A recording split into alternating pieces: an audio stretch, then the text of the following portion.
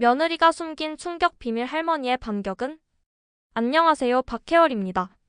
70평생을 살아오면서 참 많은 이야기를 들어왔어요. 오늘은 그 중에서도 가슴 아픈 이야기 하나를 들려드릴까 해요. 주인공은 박순자 할머니 72살이에요. 남편을 일찍 여의고 혼자서 두 아들을 키워냈죠. 큰아들 민수는 45, 작은 아들은 해외에서 일하고 있고요. 민수의 아내 은영이는 41로 겉보기엔 정말 착한 며느리 같았어요. 그날도 순자 할머니 생신이었어요. 은영이가 정성껏 차린 상 앞에서 온 가족이 둘러앉았죠. 어머님, 이제 나이도 있으시니까 은행 일은 제가 도와드릴게요. 은영이의 목소리는 참 다정했어요. 요즘은 카드를 공동으로 쓰는 게 편해요. 계좌 알림도 제 핸드폰으로 같이 받으면 혹시 이상한 거래가 있을 때 바로 확인할 수 있잖아요. 순자 할머니는 고개를 끄덕였어요. 며느리가 자신을 걱정해주는 마음이 고마웠거든요. 그래, 네가 도와주면 참 좋겠구나. 민수도 옆에서 미소를 지으며 말했어요. 여보 참 잘 생각했다. 엄마도 편하시고. 은행에 갔을 때도 은영이는 친절했어요. 어머님 명의로 되어 있으니까 당연히 어머님이 주인이세요. 저는 그냥 도움만 드리는 거예요. 순자 할머니는 서류에 차례로 도장을 찍었어요.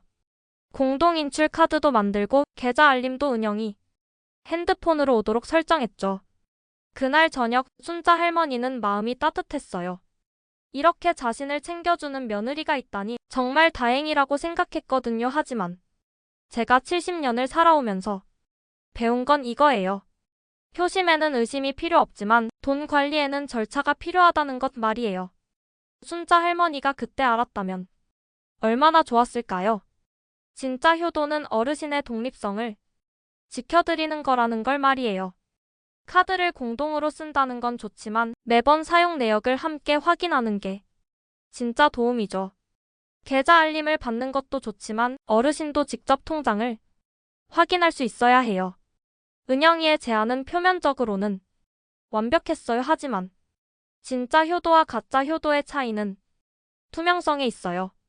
진짜 효도는 모든 과정을 어르신과 함께 나누죠. 가짜 효도는 편이라는 이름으로 어르신을 소외시켜요.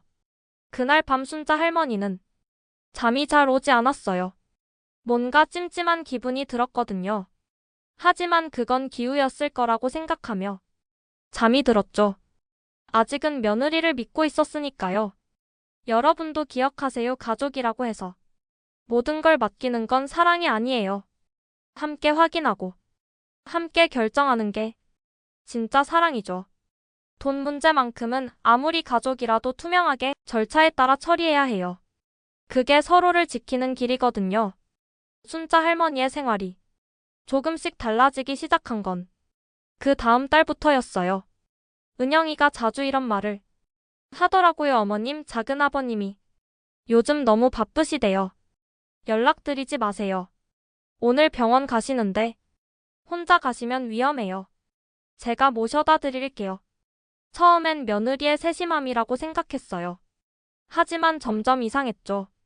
순자 할머니가 평소에 즐겨 만나던 친구들과의 약속이 자꾸 취소됐어요. 어머님, 오늘 혈압이 좀 높으신 것 같은데 집에서 쉬세요. 복지관 프로그램은 코로나 때문에 위험해요. 한 달 정도 지나자 순자 할머니의 하루는 이렇게 바뀌었어요. 아침에 일어나면 은영이가 약을 챙겨주고 식사도 준비해주고 외출할 때도 항상 동행했죠. 겉으로 보면 정말 효부의 모습이었어요. 그러던 어느 날이에요. 은영이가 핸드폰을 들고 와서 말했어요. 어머님, 요즘 보안이 중요하잖아요. 이상한 전화나 문자가 많이 와서 새로운 보안 앱을 설치해 드릴게요. 순자 할머니는 그런 게 있는지도 몰랐으니까 그러라고 했죠. 은영이는 능숙하게 핸드폰을 조작했어요. 이렇게 하면 혹시 이상한 사람이 연락해도 제가 먼저 확인할 수 있어요. 실제로는 연락처와 메신저 접근 권한을 모두 가져간 거였죠. 순자 할머니는 그런 걸 어떻게 알겠어요. 친구 말순 씨가 전화했을 때도 은영이가 받았어요. 어머님 지금 주무세요. 제가 전해드릴게요 하지만 실제로는 전해주지 않았죠. 며칠 뒤 말순 씨가 또 전화했을 때도 마찬가지였어요. 어머님 컨디션이 안 좋으셔서 통화 어려우세요. 순자 할머니는 점점 외로워졌어요. 친구들 연락도 뜸해지고 둘째 아들과도 연락이 안 되고 큰며느리가 잘 챙겨주니까 우리는 신경 쓸 일 없겠네. 그런 생각이 들더라고요. 하지만 그게 바로 은영이가 노린 거였어요. 저는 이런 걸 많이 봤어요. 사람을 도와준다면서 주변을 끊는 건 통제의 다른 이름이에요. 진짜 도움은 그 사람의 관계를 더 풍성하게 만들어주는 거죠. 혼자 고립시키는 게 아니라요.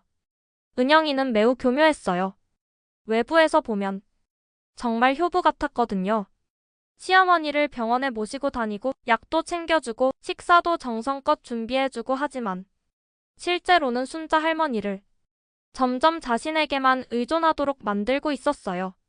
핸드폰 보안 앱도 그렇고 외출 동행도 그렇고 모든 게 순자 할머니의 안정과 편의를 위한 것처럼 포장되어 있었죠. 하지만 결과적으로는 순자 할머니의 자율성을 하나씩 빼앗아가는 과정이었어요. 그 무렵 순자 할머니는 가끔 이상한 기분이 들었어요. 내가 왜 이렇게 의존적이 되었을까? 하지만 은영이가 워낙 잘 해주니까 그런 생각을 하는 자신이 나쁜 것 같았어요. 며느리가 이렇게 챙겨주는데 내가 욕심이 과한 건 아닐까? 하지만 진짜 사랑은 상대방의 독립성을 키워주는 거예요. 의존성을 만드는 게 아니라요. 도움을 준다면서 선택권을 빼앗는 건 사랑이 아니라 통제예요. 순자 할머니는 아직 그걸 몰랐죠. 하지만 곧 알게 될 거예요. 아주 아픈 방식으로 말이에요. 이제부터 본격적인 이야기가 시작돼요. 은영이의 진짜 목적이 서서히 드러나기 시작했거든요. 어느 날 은영이가 순자 할머니께 말했어요. 어머님, 내일 병원에서 정밀 검사 받으시잖아요. 그런데 미리 수납을 해야 한대요. 제가 먼저 결제해 놓을게요. 순자 할머니는 고마워했죠. 그래? 고맙구나. 나중에 계산하자. 하지만 이상했어요. 검사 금액이 생각보다 큰 거예요. 30만 원이 넘더라고요. 요즘 검사비가 많이 올랐나 보네. 순자 할머니는 별 의심 없이 생각했어요. 그런데 그게 시작이었어요. 그 다음 주에는 또 다른 핑계가 나왔어요. 어머님, 혈압약이 떨어져 가는데 한 달치를 미리 사놓을까요? 요즘 품기라서 미리 주문하지 않으면 못 구한대요. 이번에는 15만 원이었어요. 그 다음에는 건강기능식품을 정기 배송으로 주문하면 할인이 많이 돼요. 20만 원. 순자 할머니는 처음엔 큰 금액이 아니라고 생각했어요. 며느리가 자신의 건강을 위해 신경 써주는 것 같았거든요. 나중에 정산하자고 할 때마다 은영이는 괜찮아요. 어머님 가족인데 뭘 그러세요? 라고 했죠. 그런데 몇 개월이 지나니 이상했어요. 통장을 확인해보니 자동이체가 생각보다 많았어요. 병원비, 약값, 건강식품비. 그런데 정작 순자 할머니는 그런 걸 많이 먹거나 쓰지 않았어요. 혈압약도 원래 먹던 걸로 충분했는데 새로운 약이 계속 들어왔죠. 더 심각한 건 그 다음이었어요. 은영이가 어느 날 중요한 이야기를 꺼냈어요. 어머님, 옛날에 들어놓으신 보험이 있잖아요. 요즘 금리가 너무 낮아서 손해예요. 해지해서 더 좋은데 넣으시는 게 어때요? 순자 할머니는 잘 몰랐어요. 그런가? 내가 알아봐 주겠니? 네, 제가 다 알아볼게요. 어머님은 서류에만 사인해 주시면 돼요. 그렇게 해서 보험 해지 환급금 200만 원이 나왔어요. 그런데 그 돈이 순자 할머니 계좌에 들어온 지 며칠 안 되어서 사라졌어요. 어머님, 그 돈으로 더 좋은 투자 상품에 넣었어요. 수익률이 훨씬 높거든요. 은영이의 설명을 듣고 순자 할머니는 안심했어요. 하지만 실제로는 그 돈이 은영이 개인 계좌로 들어간 거였어요. 가장 큰 문제는 그 다음에 일어났어요. 은영이가 또 다른 서류를 가져왔어요. 어머님, 집을 담보로 해서 리모델링 자금을 받을 수 있어요. 금리도 낮고 나중에 집값 오르면 오히려 이득이에요. 순자 할머니는 그런 걸 잘 몰랐으니까 은영이 말을 믿었죠. 보험 리모델링이라고 해서 정부에서 지원해주는 거예요. 이자도 거의 없고요. 사실은 일반 대출이었는데 순자 할머니는 그걸 몰랐어요. 서류에 도장을 찍었고 집을 담보로 300만 원을 빌린 거였어요. 저는 이런 상황을 정말 많이 봤어요. 큰 구멍은 언제나 작은 구멍에서 시작한다는 말이 딱 맞아요. 처음에는 30만 원짜리 병원비였지만 점점 금액이 커졌죠. 그리고 마침내 집까지 담보로 잡히게 된 거예요. 은영이는 정말 교묘했어요. 모든 걸 순자 할머니의 이익을 위한 것처럼 포장했거든요.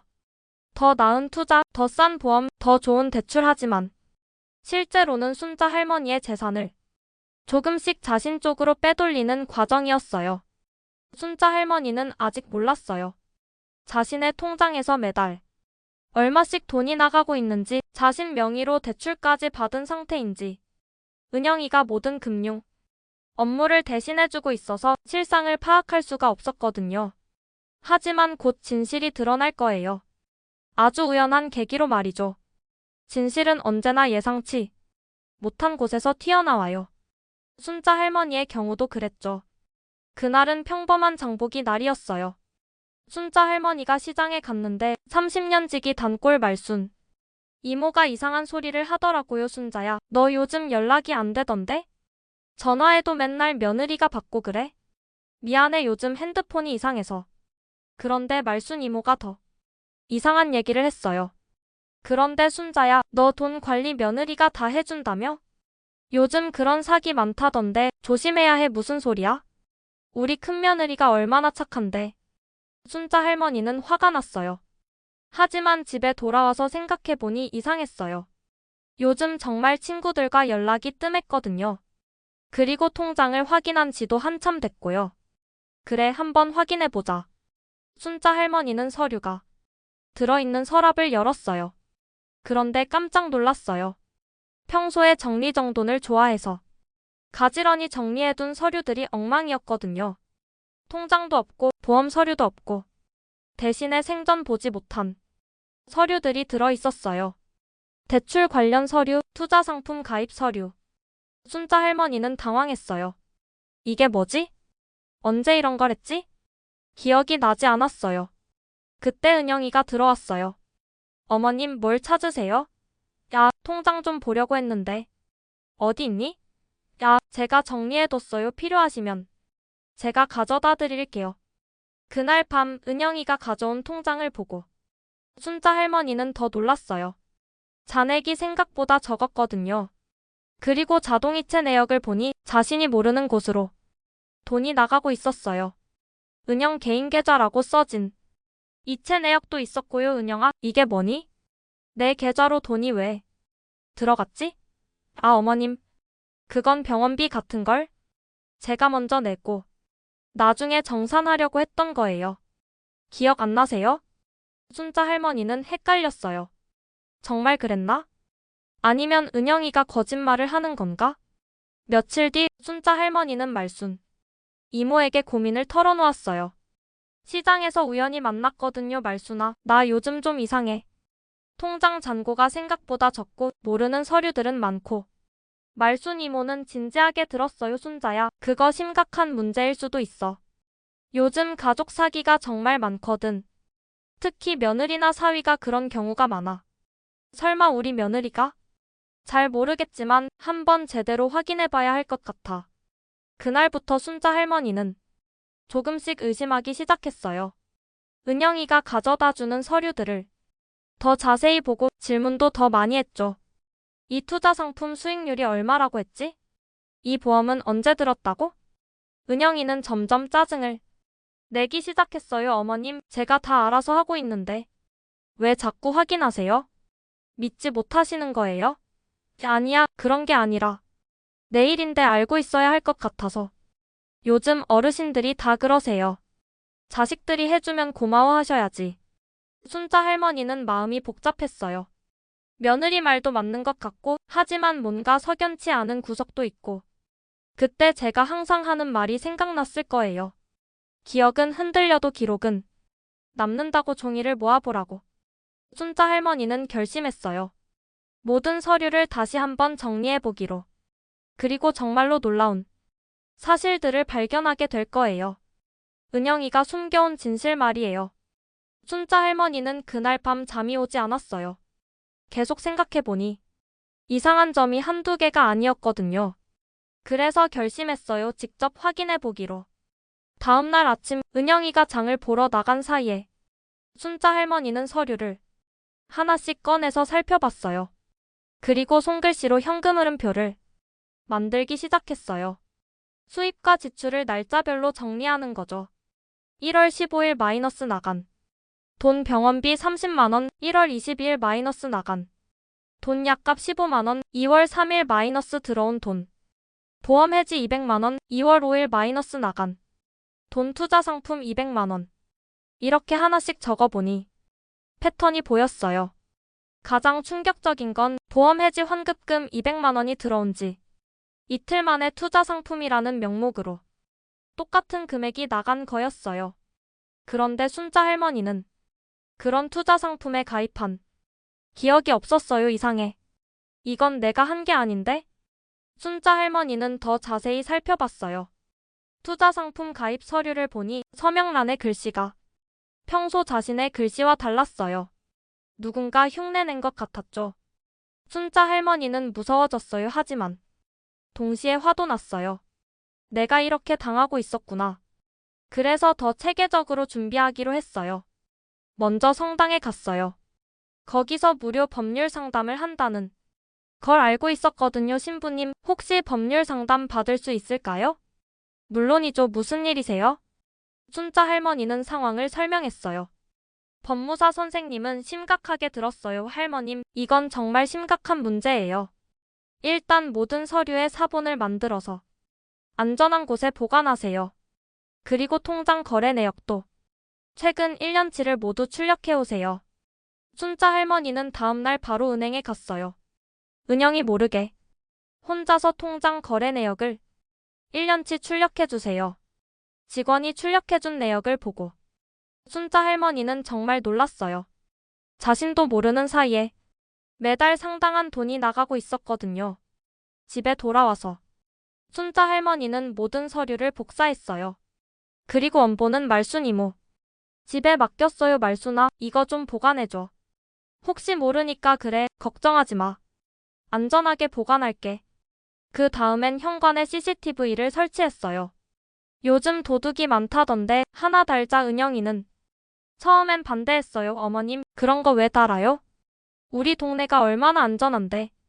하지만 순자 할머니는 고집을 부렸어요. 내 집인데 내가 달겠다는데 뭐가 문제야? 마지막으로 말순 이모와 비상 연락 신호를 정했어요. 만약 내가 위험하거나 도움이 필요하면 전화로. 오늘 날씨가 춥다고 할게. 그러면 바로 와줘. 알겠어. 걱정하지 마. 순자 할머니는 이제 준비가 됐다고 생각했어요. 하지만 아직 확실한 증거가 필요했어요. 은영이가 실제로 무슨 일을 하고 있는지 직접 확인해야 했거든요. 그래서 며칠 동안 지켜봤어요. 은영이가 서류를 가져갈 때, 전화할 때, 컴퓨터를 사용할 때 모든 걸 주의 깊게 관찰했죠. 저는 이런 순자 할머니의 모습이 정말 대단하다고 생각해요. 나이가 들었다고 해서 무력한 게 아니에요. 현실 전략 3종 세트 마이너스 기록 증인 원본 보관 이것만 제대로 해도 자신을 지킬 수 있어요. 순자 할머니는 더 이상 속수무책으로 당하지 않을 거예요. 이제 반격할 준비가 됐거든요.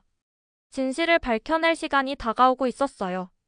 민수가 처음으로 불안해하기 시작한 건 그 전화 때문이었어요. 회사에 있는데 모르는 번호로 전화가 왔거든요. 민수 씨죠? 카드 대금 연체된 지 한 달이 넘었는데 언제 입금하실 건가요? 민수는 당황했어요. 저 그런 카드 쓴 적 없는데요? 어머님 명의 카드인데 연대 보증 서 있잖아요. 확인 안 해보셨어요? 민수는 그제서야 알았어요. 어머니 카드에 자신이 연대 보증인으로 되어 있다는 걸. 집에 돌아와서 민수는 은영이에게 물었어요. 여보, 엄마 카드에 내가 연대 보증 선 게 있어? 야, 그거 어머님이 카드 한도를 높이려고 하시는데 보증인이 필요하다고 해서. 그런 중요한 걸 왜 미리 말 안 했어? 은영이는 변명했어요. 당신도 바쁘고 어머님도 급하다고 하시고 그냥 형식적인 거라고 생각했어. 하지만 민수는 석연치 않았어요. 어머니는 평소에 카드를 거의 안 쓰는 분이었거든요. 그 다음 주에는 더 큰 문제가 터졌어요. 또 다른 금융기관에서 연락이 온 거예요. 대출 이자 연체됐는데요. 이번에는 집을 담보로 한 대출이었어요. 민수는 정말 놀랐어요. 어머니가 집을 담보로 대출을 받았다는 걸 처음 들었거든요. 그날 밤 민수는 은영이와 심각한 대화를 나눴어요. 여보, 도대체 뭔 일이야? 엄마 명의로 이런저런 일이 너무 많아. 은영이는 울먹였어요. 미안해. 사실은 내가 투자를 좀 했는데 손해를 봤어. 투자? 무슨 투자? 암호화폐랑 주식 처음엔 수익이 좋았는데 갑자기 폭락해서. 민수는 머리가 띵했어요. 그래서 엄마 돈을 쓴 거야? 일시적으로 빌린 거야.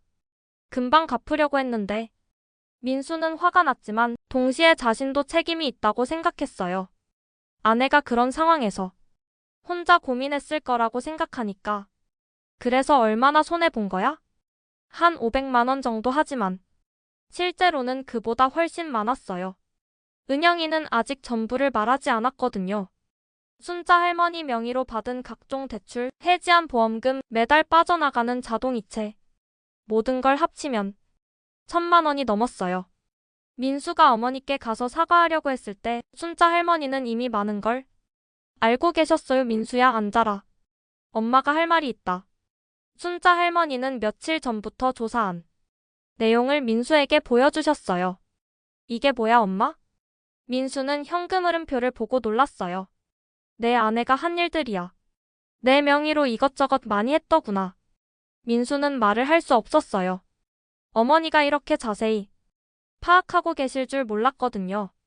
그날 저녁 민수는 은영이에게 따졌어요. 여보, 엄마가 다 알고 계셔. 네가 한 일들을. 은영이는 당황했어요.